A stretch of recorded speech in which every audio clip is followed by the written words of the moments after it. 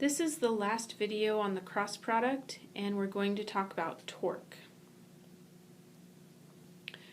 This is from your textbook. When we turn a bolt by applying a force F to a wrench, we produce a torque that causes the bolt to rotate.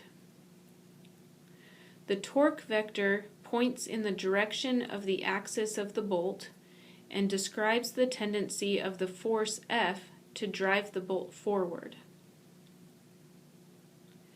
The magnitude of the torque depends on how far out on the wrench the force is applied and on how much of the force is perpendicular to the wrench at the point of application.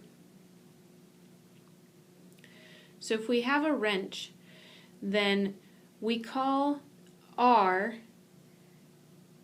the length from the center of the bolt out to where the force is applied, and then the torque vector points in the direction that the bolt is being screwed in to whatever it's being screwed into. Now the force is usually not applied at 90 degrees to the wrench, but what we want to do is figure out how much of the force is making a 90-degree angle with the wrench. And so if theta is the angle between the force and the wrench, then the component of F perpendicular to R has length magnitude of F sine theta. So if R is the length of the lever arm, then the magnitude of the torque vector is going to be the magnitude of R times the magnitude of F times sine theta, where theta is the angle between the force and the wrench. Note that this is the magnitude of R cross F, so it's another application of the cross product.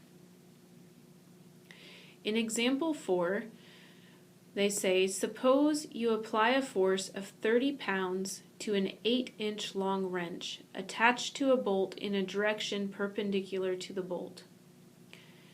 Determine the magnitude of the torque when the force is applied at an angle of 60 degrees to the wrench.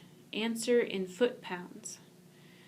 So we have a wrench turning a bolt, and we know that our torque vector, R, is the length from the center of the bolt out to where we apply the force, and the torque vector goes in the direction of the bolt. Now the force is being applied at 60 degrees to R, and so we can create a right triangle and find out that the force perpendicular to R is magnitude of F sine 60, and we are asked to answer in foot-pounds. So our problem is we're given 8 inches and we want foot-pounds, so we have to change 8 inches to feet. So we have 8 inches equals 8 over 12 feet, which is 2/3 of a foot. So the magnitude of the torque is equal to, and sometimes we use tau, the Greek letter, to represent torque. So it's the magnitude of tau equals magnitude of R times magnitude of F times sine theta. So that's 2/3 of a foot times 30 pounds times sine 60.